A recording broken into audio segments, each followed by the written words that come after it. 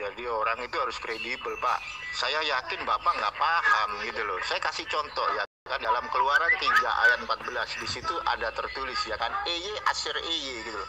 Lembaga Alkitab Indonesia menerjemahkan aku adalah aku gitu loh. Nah ini juga nggak tepat gitu loh. Kalau itu diterjemahkan aku adalah aku, maka seharusnya bahasa Ibraninya adalah Anoki, ya Anoki ya. Itu Pak pelajaran buat Anda. Aku paham, PL itu tanah, udah paham itu. Kamu nggak usah ngajari, ya. Jangan ngajari kayak anak kecil yang nggak tahu apa-apa. Pertanyaanku satu, ya. Sang Mesias yang ditunggu-tunggu oleh orang Yahudi itu sudah datang atau belum? Jika kamu katakan belum, siapa Yeshua HaMasyiah itu siapa? Dia orang sesat kah? Dia nabi palsu kah? Coba jawab itu aja, jangan muter-muter, percuma kamu menjelaskan yang aneh-aneh.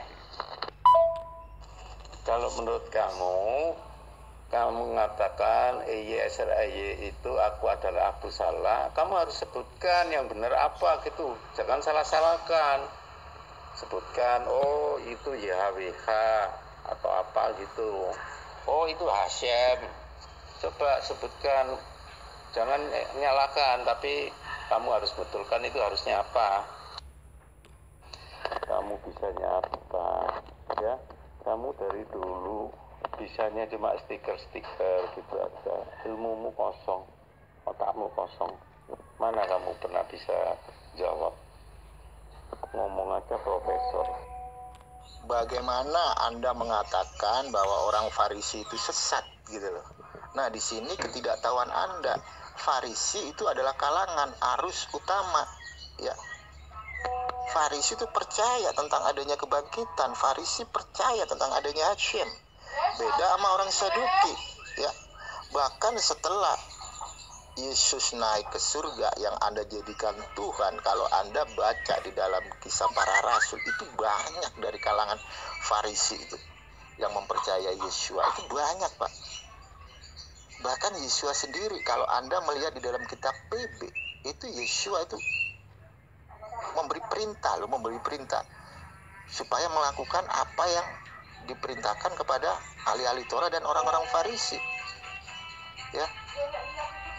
Itu harus Anda pelajari ya, harus Anda pelajari itu PB, sekalipun saya tidak mempercayai PB gitu loh. Tetapi kalau dialog ya saya kritisi PB Anda gitu loh. Jadi bagaimana mungkin Anda berkata Farisi itu sesat sedangkan Yeshua itu adalah dari kalangan Farisi ya, dia mengajar di dalam Beit Hakmidas.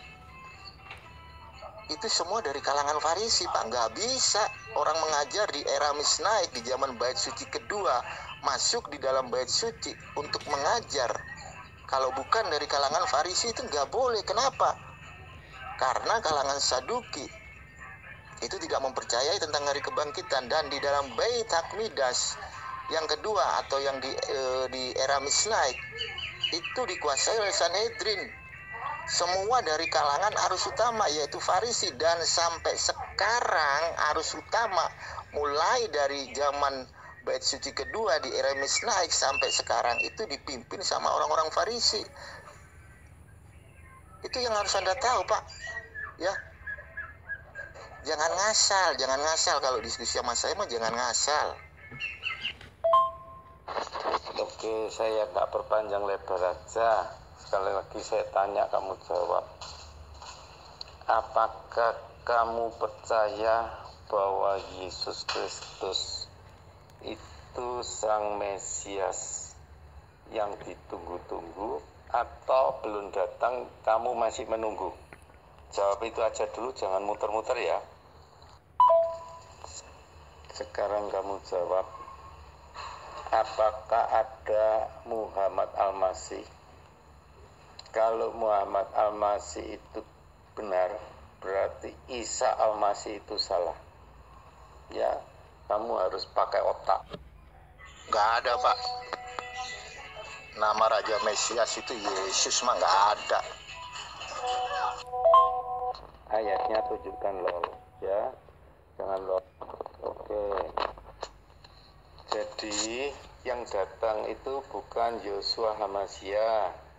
Jadi kamu masih menunggu ya, Sang Mesias itu masih kamu tunggu ya. Coba jawab itu, jangan muter-muter. Kamu kan sudah tidak mengakui Yeshua HaMashiach itu yang sudah pernah datang itu bukan ya. Sekarang apa kamu masih menunggu? Coba jawab Yahudi. Kalau Anda bilang saya menunggu, sama kayak Anda, gitu loh. Anda juga menunggu, gitu loh. Anda menunggu Mesias yang gagal. Nah, itu bedanya Anda dengan saya. Tetapi saya menunggu Raja Mesias ben David, gitu loh. Yang benar-benar real, ya. Bukan Raja Mesias yang gagal seperti Anda, gitu loh. Untuk masalah kedatangan Masya itu semua ada di dalam Tanakh dan di dalam literatur Yahudi. Jadi sebelum kedatangan Masya bin David itu nanti akan datang terlebih dahulu, yaitu Eliyahu Hanafi, gitu loh. Siapa Eliyahu Hanafi ini? Dia adalah Nabi Elia. Nah, dia yang akan memberitahu kepada semua orang siapa itu Masya bin David. Bukan seperti yang di PB. PB aja mengklaim bahwa Yohanes Pembaptis itu adalah Nabi Elia. Itu adalah klaim bohong, gitu loh. Di dalam Tanakh sendiri Nabi Elia itu gak pernah mati. Dia diangkat, dia naik ke Semayim. Ya, kalau di PB malah Yohanes Pembaptis mati, gitu loh. Jadi bagaimana mungkin Yesus itu berkata bahwa Yohanes Pembaptis itu adalah Nabi Elia, sedangkan Yohanes Pembaptis sendiri mati? Ya, beda jauh ceritanya apa yang ada di dalam Tanakh, gitu loh. Jadi kami tetap menunggu Mesias yang benar-benar real, yang benar-benar dinubuatkan di dalam Tanakh, dan bukan menunggu seorang Raja Mesias yang gagal, ya kan? Salah satu contoh visi dan misi daripada Raja Mesias, ya, satu aja nih, dia akan membangun bait suci ketiga. Buktinya mana? Kalau Yeshua itu adalah Raja Mesias, Yeshua aja datang ke dunia, ya, hadirlah di dunia, itu bait suci kedua masih ada, bahkan dia naik ke Samayim, itu bait suci masih ada. Jadi di mana Yeshua itu mau membangun bait suci ketiga? Nunggu lagi kedatangan dia yang kedua kali.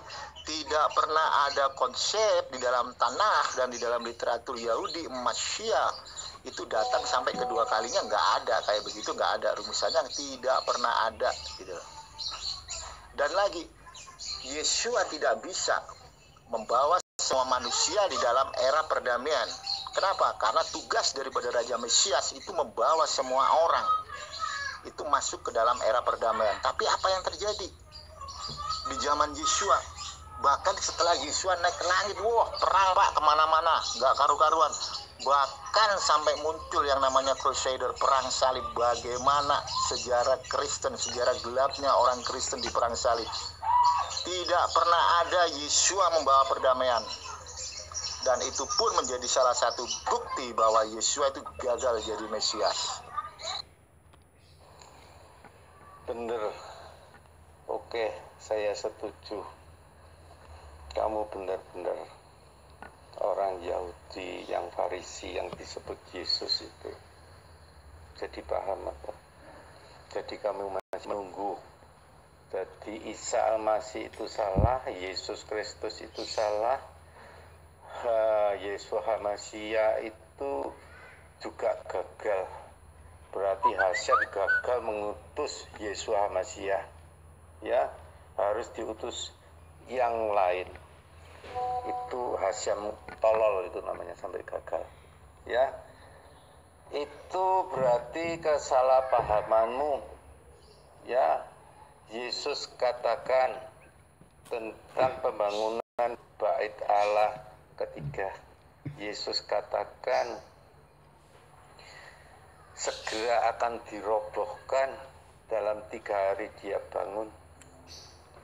Orang semacam kamu akan bingung, 40 tahun lebih bangun, hanya bisa dibangun 3 hari. Itu kamu gagal paham. Kamu tahu, ketika Yesus itu mati dan bangkit, maka bait Allah itu tirainya terbelah jadi dua. Tirainya terbelah jadi dua. Ya, itu satu. Yesus juga berkata, nanti menyembah itu bukan di gunung atau di Yerusalem, tapi dengan roh dan kebenaran. Intinya, bait Allah itu tidak dibutuhkan. Yang dikatakan bait Allah itu apa? Tubuhmu. Ketika tubuhmu memiliki Roh Kudus, itu disebut bait Allah. Maka tidak butuh bait Allah, tidak butuh kiblat.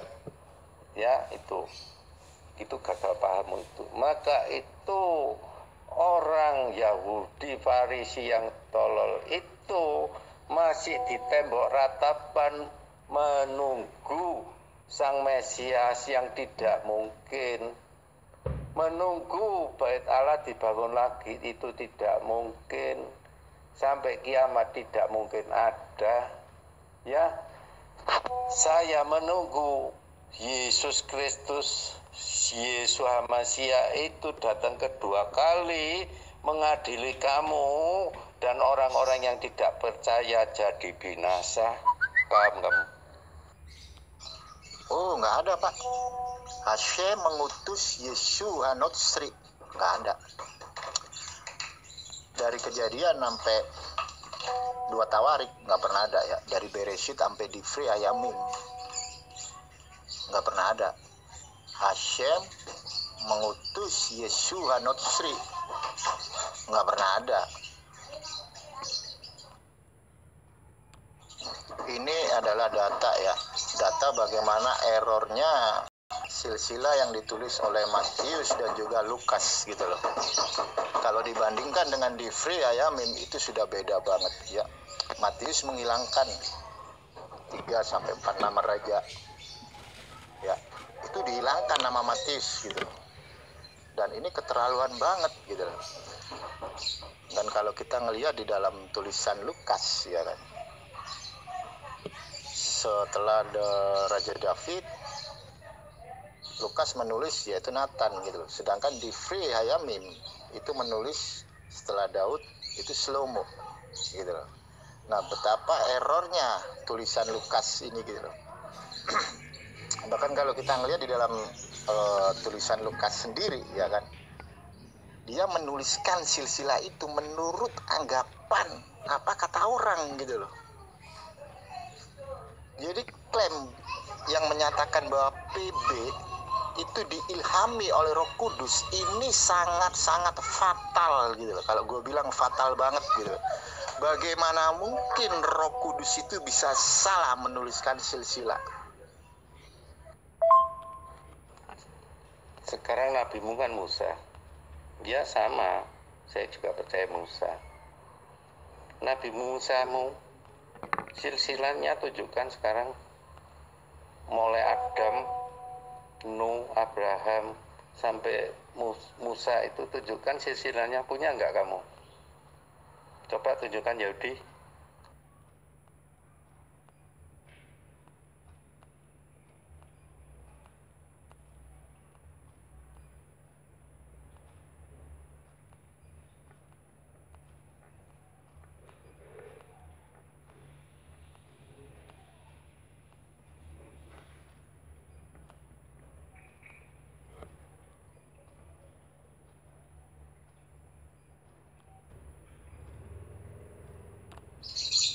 Di dalam PB juga diajarkan ya, dituliskan nama si Paulus, segala sesuatu tanpa darah itu nggak ada pengampunan. Nah, kalau kita ngelihat apa yang ditulis Paulus ini benar-benar konyol gitu. Kenapa gue bilang konyol gitu? Ya apa ya? Kalau kita ngelihat di dalam tanah ya, orang Kristen taunya kan PL tuh. Itu pengampunan itu bisa kok, tanpa hewan itu bisa. Kalau kita mau mendapat pengampunan dari Hashem itu tanpa ritual dari hewan-hewan bisa kok, tanpa darah juga bisa, ada itu ayatnya. Jadi kalau kita mau mendapat pengampunan dari Hashem, kita bisa melakukan dengan cara apa? Kita kembali ke jalan Hashem, melakukan tesyufa, pertobatan. Kita berdoa, kita kembali. Jadi apa yang dikatakan Paulus, segala sesuatu itu disucikan, ya. Dan tanpa darah tidak ada pengampunan, itu adalah kabar bohong yang diajarkan oleh Paulus, gitu. Kenapa? Karena di dalam Tanakh sendiri, ketika manusia berbalik kepada Hashem dan melakukan tesyufa atau pertobatan, maka Hashem akan mengampuni orang tersebut. Jadi nggak ada yang namanya istilah dosa waris, itu nggak ada, gitu. Jadi setiap manusia, individu manusia itu bertanggung jawab atas dirinya sendiri, gitu loh. Dirinya sendiri, gitu loh, di hadapan Hashem. Nah, kayak begitu.